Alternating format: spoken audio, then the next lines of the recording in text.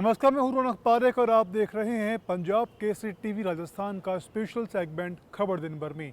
खबर दिन भर में हम आपके लिए वो खबरें लेकर आते हैं जिनका सीधा सरोकार आपसे होता है। बुलेटिन की शुरुआत करेंगे, लेकिन उससे पहले नजर डालते हैं इस वक्त की बड़ी खबर पर। लंबी से होती गायों की मौत पर राजस्थान बंद का आह्वान। राजस्थान बंद का पोस्ट सोशल मीडिया पर हो रहा वायरल। ना कोई सामाजिक ना कोई राजनीतिक दल का आह्वान, बंद को सफल बनाने की हो रही जनता से अपील। इससे पहले एट्रोसिटी एक्ट को लेकर भी प्रदेश हो चुका है बंद। आज हिंदी दिवस है, इसे लेकर के प्रदेश में कई बड़े कार्यक्रम आयोजित हुए, जिसमें एक कार्यक्रम में मुख्यमंत्री अशोक गहलोत भी मौजूद थे। उन्होंने ये कहा कि मुझे भी इंग्लिश बोली नहीं आती है, फिर भी मैं कहीं पर भी हिचकता नहीं हूँ। मौका था हिंदी दिवस का और सीएम जयपुर के सवाई मानसिंह कॉलेज के ऑडिटोरियम में बोल रहे थे। उन्होंने कहा कि मैं आज भी टूटी फूटी इंग्लिश बोलकर काम चला रहा हूँ। हिंदी भाषी राज्य के राजनेता भी अंग्रेजी में बात करना शुरू कर देते हैं। अगर मैं वहाँ होता हूँ तो उन्हें टोक देता हूँ। मैं उन्हें बोलता हूँ कि अगर हिंदी में बात नहीं करोगे तो क्या मैं यहाँ से जाऊँ। कार्यक्रम में उच्च शिक्षा मंत्री राजेंद्र यादव भी मौजूद थे। इसी कार्यक्रम में 12वीं क्लास में टॉप करने वाले प्रदेश के 400 छात्रों को सम्मानित भी किया गया। और क्या कहा मुख्यमंत्री गहलोत ने, जरा सुनिए। दक्षिण के अंदर हिंदी के बोर्ड को जला देते थे और नॉर्थ के अंदर इंग्लिश को लाइक नहीं करते थे। हम लोग भी बचपन में सोचते थे इंग्लिश क्या काम आएगी। तो मैं भी उन लोगों में से हूँ जिसने इंग्लिश का विरोध किया था बचपन के अंदर। और आज मैं सरकार में हूँ तो इंग्लिश स्कूल में खोल रहा हूँ गाँव के अंदर। आप सोच सकते हो कि पब्लिक इंटरेस्ट के अंदर,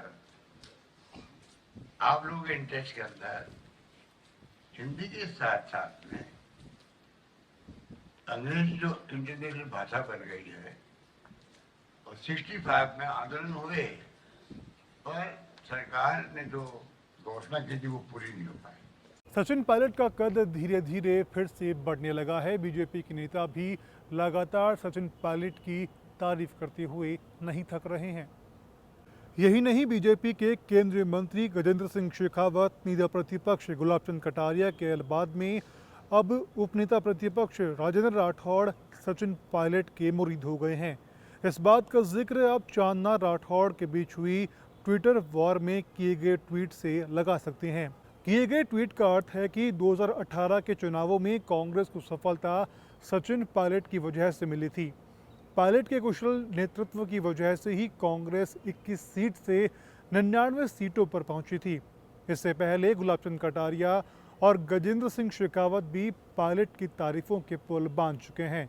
सचिन पायलट अपनी तारीफों के बीच में बीजेपी पर लगातार हमलावर भी रहे हैं। सचिन पायलट कह चुके हैं कि उनका मकसद राजस्थान में कांग्रेस की सरकार को रिपीट करना है।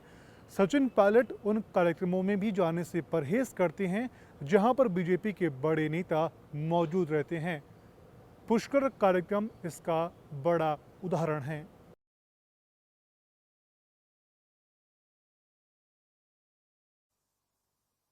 एआईएमआईएम के प्रमुख असदुद्दीन ओवैसी राजस्थान के दौरे पर हैं। सभाओं को संबोधित करेंगे। संबोधन के अलावा वो कार्यकर्ताओं से मुलाकात करने के साथ भी उनसे रूबरू भी होंगे। ओवैसी ने जयपुर में जनसंपर्क कर अपनी पार्टी के राजस्थान में चुनाव प्रचार अभियान का आगाज भी कर दिया है। बता दें कि असदुद्दीन ओवैसी बुधवार को जयपुर के किशनपोल और हवामहल विधानसभा क्षेत्र में जनसंपर्क कर रहे थे और शहर के जालोपुरा इलाके की तंग गलियों में घूमकर लोगों से बातचीत भी की। इसके बाद ओवैसी सीकर के लिए रवाना हुए, जहां शाम को शेखावाटी अंचल के सीकर, फतेहपुर, लक्ष्मणगढ़ में जनसंपर्क के साथ चुनावी सभाएं भी हैं।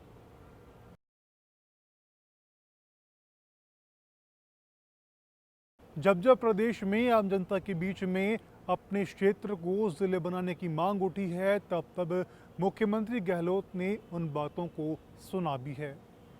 वहीं अब गहलोत सरकार ने नए जिलों के गठन के लिए गठित सेवानिवृत्त आईएएस राम लुभाया की अध्यक्षता में गठित कमेटी का कार्यकाल 6 महीने के लिए आगे बढ़ा दिया है। अब समिति का कार्यकाल 13 मार्च 2023 को खत्म होगा। इसके लिए राजस्व विभाग ने आदेश भी जारी कर दिए हैं। बता दें कि सीएम गहलोत ने नए जिलों को बनाने के लिए 5 मई को समिति गठित करने को मंजूरी दी थी, जिससे पहली बैठक में नए जिलों के गठन के 51 प्रस्ताव आए थे, जिसके बाद कलेक्टरों को आदेश मिले कि वे जल्द से जल्द इस पर अपनी रिपोर्ट तैयार कर पेश करें। अगर मेहनत दिल से की जाए तो उसका फल आपको निश्चित मिलता है।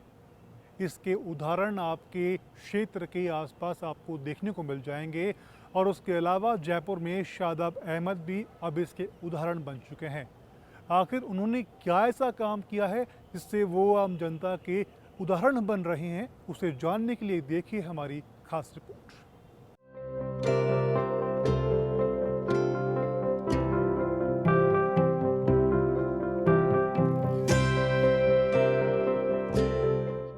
कला किसी की मोहताज नहीं होती, जो मेहनत करता है उससे उसका फल मिलता है।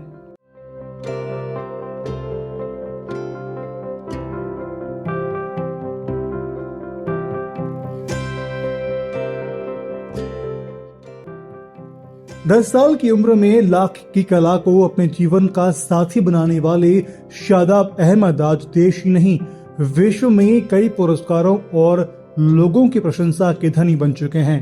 उनके द्वारा बनाए हुए लाख की कलाकृतियों को भारत ही नहीं इंग्लैंड तक पहचान मिल रही है।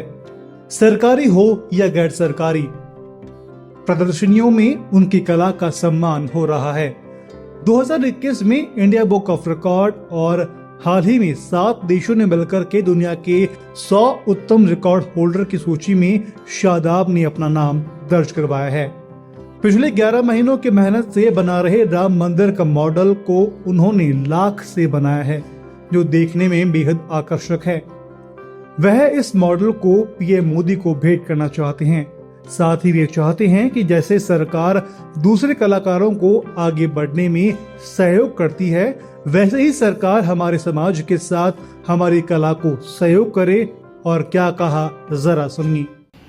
मैं ये मंदिर प्रधानमंत्री जी को कोई बेचना नहीं चाहता, मैं सिर्फ अपनी कला का प्रदर्शन करना चाहता हूँ और हमारे मनिहार समाज के लोगों को जागरूक करना चाहता हूँ। अभी हमारा मनिहार समाज बहुत पिछड़ा हुआ है।